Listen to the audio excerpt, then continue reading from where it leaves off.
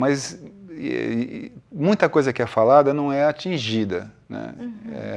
É claro que qualquer atividade, vamos supor que você esteja treinando para combater dentro de um jogo, uma luta esportiva com regras e tal, um determinado adversário. No seu processo de treinamento, você vai ter muitas conquistas, você vai lidar com muitas dificuldades, você vai superar muitas coisas e você vai ter aspectos positivos. Eu não estou dizendo que as coisas todas são multifatoriais, então não tem nada que você possa dizer isso é absolutamente bom, isso é absolutamente ruim. Sempre você tem uma forma de ver, uma maneira de interpretar aquilo, mas você tem, sem dúvida nenhuma, coisas que são mais voltadas para determinado desenvolvimento, né? Você tem uma condução, um direcionamento prioritário, né? Então, no caso do Aikido, quando a gente promove uma prática onde a pessoa trabalhe conjuntamente, vai trabalhar essa integração, né? Ele vai trabalhar essa restauração, na verdade, eu diria, né? Do que é ser humano, né? Porque você não é um corpo, você não é só uma mente, você é um ser, né? Você é um ser integral e você não está vivendo de uma forma isolada nesse ser, você interage, você está sujeito a influências, né? Todos esses contatos, essas questões todas são importantes dentro desse processo da nossa vida. E quando você está lidando dentro de um grupo que visa se ajudar, isso é muito interessante dentro da estrutura do Aikido. Você não tem ninguém ali querendo superar você. Eu costumo dizer que os alunos vão para a academia não para se treinar, eles vão para treinar um colega. Então, se você pensa assim, você vai para o dojo, você vai para a academia para treinar um colega, quando você entra na academia e tem 16, 18 alunos do seu lado, você percebe que todos eles estão com esse pensamento, todos eles estão para te treinar. Então, as pessoas interagem de uma forma muito positiva. Todo mundo cresce junto, né? Existe aquela... Você lembra de uma história que eu acho que até tinha alguma coisa a ver com o Tom Jobim, tinha uma música do Tom Jobim, fizeram um programa uma vez e passaram essa imagem da diferença entre o céu e o inferno, né? Que a pessoa visitou o inferno e os seres tinham os braços virados para trás e apesar de existir muita comida, muita fartura, eles não conseguiam se alimentar por causa dos braços virados para trás e eles se jogavam em cima da comida, esmagavam a comida, brigavam, se mordiam e ficavam batalhando e aquela coisa toda horrorosa acontecendo ali, né? Aí o sujeito foi visitar o céu. Você conhece essa história ou não? Não. Aí o sujeito foi visitar o céu, o que seria o paraíso, e era a mesma coisa. Havia as mesmas comidas, as mesmas pessoas com os braços virados para trás, só que elas se alimentavam. Muito gentilmente elas viravam de costas umas para as outras e elas alimentavam umas às outras. Então eles viviam de uma forma muito satisfatória, muito tranquila, muito positiva, né? Então a gente acaba entendendo que dentro de um ambiente do Aikido, onde as pessoas estão servindo as outras, elas estão preocupadas em interagir com as outras de uma forma positiva, você gera um ambiente satisfatório, um ambiente de convívio positivo, saudável. Então as pessoas começam a ter confiança por estar ali e se permitir revelar, né? Mostrar suas dificuldades. O cara está com medo de fazer um rolamento, ele não finge alguma coisa ou faz de conta, ele fala, estou com medo. Ele mostra aquilo. E ele vai ser auxiliado, ele vai ser ajudado. Então a superação vem vindo de uma forma muito natural, né? Então a gente não pode falar em defesa pessoal com relação ao Aikido, né? Mas contextualizando assim, a gente pode pensar que possa ser uma defesa pessoal psicológica. Você pode falar em defesa pessoal, sim. Pode? Eu costumo até falar que é uma espécie de subproduto, né? Não é o seu objetivo, mas acaba acontecendo. Sim. Primeiramente porque defesa pessoal tem a sua garantia de sucesso quase total em cima da prevenção.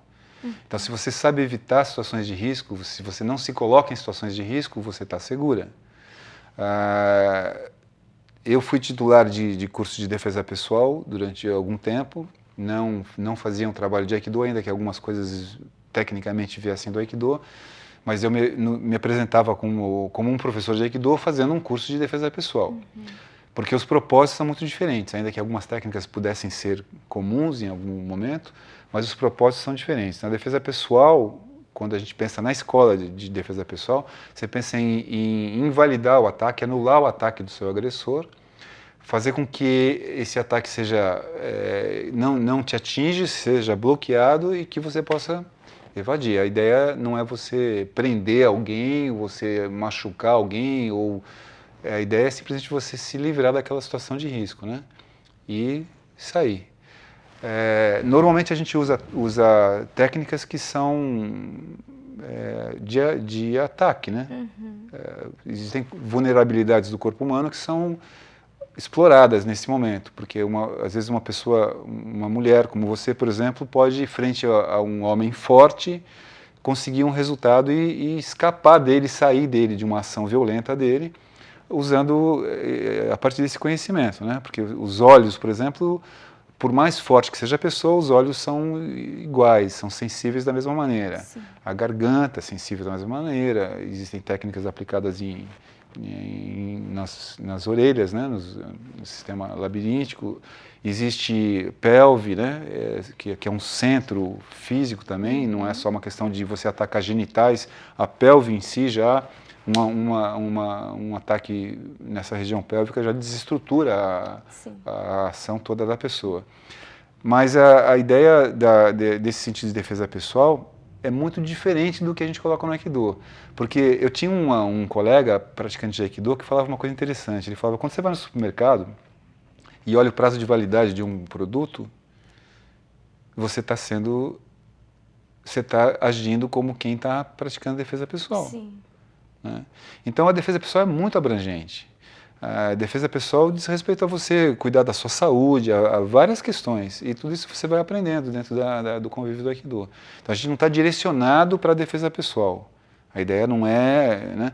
Mas como esses aspectos são explorados e trabalhados no Aikido, você acaba se qualificando de uma maneira até muito mais eficiente para se defender. Até mesmo, eu diria, num sentido de ataques físicos, né? Quando a pessoa tem esse tipo de postura, não é que é uma postura tensa, mas é uma postura atenta. A pessoa ser atenta, né? A pessoa ser atenta não quer dizer que ela seja preocupada. Ela é desperta, só isso. Pode estar muito relaxada, né? E desperta. Quando eu comecei a treinar arte marcial, eu me incomodava, às vezes me sentia muito cansado dentro de um shopping center. Porque era muita gente para eu policiar, para eu olhar, para eu perceber, para eu avaliar marcialmente. E até isso eu transformei em mim, né? Porque talvez fosse o início de uma forma de doutrinar a sua percepção, né? E você de início você não percebe nada. É bem comum você não perceber, você não sabe, não percebe bem. A hora que você começa a desenvolver essas técnicas e principalmente vivenciar, porque informação é uma coisa, conhecimento é outra. Informação é Mr. Google, né? Você entra lá e você acha um monte de coisa. Se você consegue trazer um sentido prático para essa informação, e normalmente através de uma vivência, aí você pode dizer que aquilo se transformou em um conhecimento para você. E esse processo dentro de arte marcial, às vezes, passa por diferentes caminhos, né? E houve uma época que eu era muito ligado com técnicas marciais, e eu me cansava até porque eu ficava o tempo todo imaginando situações, pensando e olhando, observando, né? Depois isso vai ficando automático e você relaxa. O cérebro da gente é meio seletivo, né? Então, assim, quando é para te chamar a atenção, ele te desperta. Quando não é, mas não quer dizer que você esteja ausente. Você é quase como uma latência, assim, que fica, né? Uma coisa que vem de uma prática constante, né? Sim. Os dois papéis da prática, né? A importância de praticar o Yin e o Yang. A gente pode falar um pouquinho sobre isso? Yin e Yang fazem parte de uma visão de um princípio oriental, onde as coisas derivam em positivo e negativo. São opostos complementares, são referenciais ao mesmo tempo, né? Você tem frio e calor, mas ao mesmo tempo, se você tiver com a mão dentro de uma água muito gelada e colocar a mão depois numa água só fria, você vai sentir calor nessa água, vai ter a impressão que essa água tá quente. Então, existe relatividade nisso, isso é uma dinâmica, né? Mas a gente tem esse conceito, né? Quando você pensa em interior, você pensa em algo exterior. Para existir dentro, tem que existir fora. Se existe alto, existe baixo. E essa visão norteia a filosofia e a medicina orientais. Quando você tem diferenças, você tem fluxo. nada se movimenta sem que haja diferença. Essa completa harmonia de duas partes gera uma estabilidade e termina com esse processo dinâmico, né? É um fim em si, né? Eu até nem gosto muito da palavra harmonia. As pessoas falam do Aikido e usam muito harmonia, né? Porque são 3 kanjis, Aikido, e o primeiro kanji, muita gente traduz como harmonia. Eu prefiro ter a ideia do kanji ligada à coerência, à adequação. É traduzido até com amor, mas não é amor afetivo, amor sentimental. É um amor de completa concordância, sabe, de adequação plena. E isso está associado ao segundo kanji, que é o ki, que muita gente traduz como energia, e energia nem existe em japonês, eles falam energi, que vem da enerugi, que vem de uma derivação da palavra inglesa, energy, né? Energy.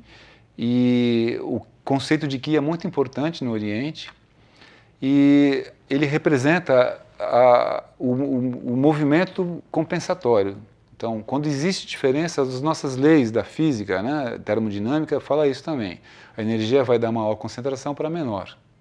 Né? Se você tem mais luz no lugar, essa luz migra para onde tem menos luz. Se de repente o outro lugar ficou com mais luz do que tinha aqui, essa luz migra de lá para cá. E a vida da gente é fluxo também. A gente vive em razão de diferenças. A gente está falando de homeostasia, né, de fisiologia humana, de fome, né? Enquanto existem diferenças, existe movimento. Quando a diferença deixa de existir, o movimento para. Então, é interessante a gente imaginar que a gente vive como se fosse fruto de uma dinâmica que, para nós, muitas vezes, pela complexidade, lembra até o caos, né? E quando a gente fala em Aikido, a gente está falando basicamente de movimento. Então, se você tem uma força contrária a você, você tem uma maneira no Aikido de ler, interagir com essa força, unificar e redirecionar, nunca conflitar, nunca fazer força contra a força. Então, leitura de fluxo é uma coisa muito importante para a prática do Aikido e é algo que a gente leva para a nossa vida cotidiana, porque tudo se resume em fluxo, né? Se você for ver fluxo, até dinheiro se usa a expressão, né? Fluxo de caixa, né? Fluxo de caixa.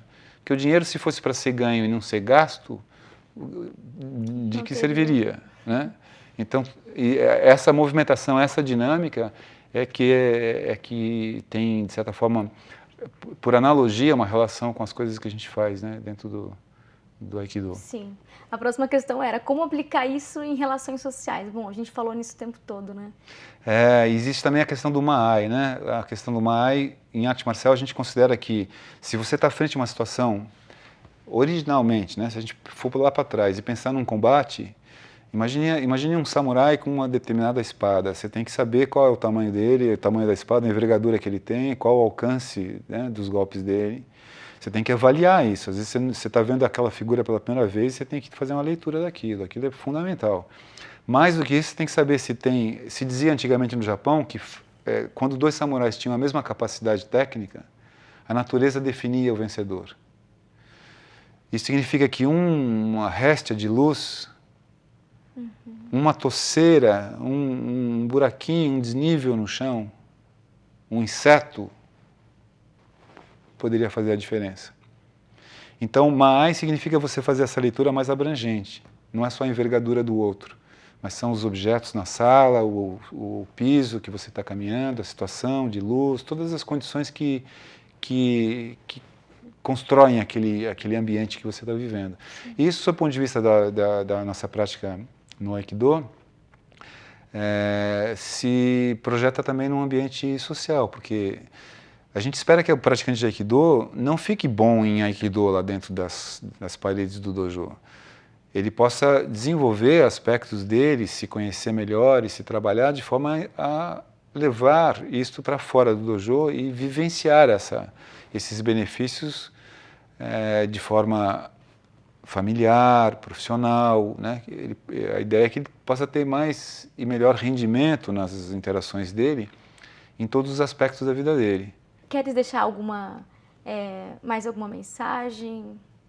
Alguma coisa que Olha, você tenha falado? eu acho que o que eu poderia deixar talvez seja a disponibilidade da gente, a minha disponibilidade, do grupo também, de receber pessoas que estejam interessadas em praticar ou conhecer melhor, né, o que é o Aikido. A gente conversou aqui informalmente, né, passou por alguns aspectos, talvez alguns muito importantes, outros nem tanto, alguns muito importantes a gente não falou, mas, né, é um bate-papo, né? Quem quiser conhecer melhor, quem quiser se aproximar disso e ter uma vivência dentro da nossa estrutura, eu poderia deixar o site, né? A gente é www.aikidosc.org. Se procurar no Google A também, gente coloca embaixo depois. se colocar no Google Padua Sensei, vai sair tudo lá, porque a gente, durante esses anos todos, né, esses 25 anos de Aikido aqui em Santa Catarina, eu tive essa oportunidade de trabalhar com diferentes entidades, diferentes instituições, né, e de divulgar o Aikido, né? Porque não existia Aikido aqui em Santa Catarina e hoje em dia a gente fica satisfeito de saber que as pessoas, quando a gente fala em Aikido aqui, as pessoas já têm uma ideia mais ou menos do que já conhece alguém que pratica, tem alguém que, né? Sempre tem alguma coisa assim.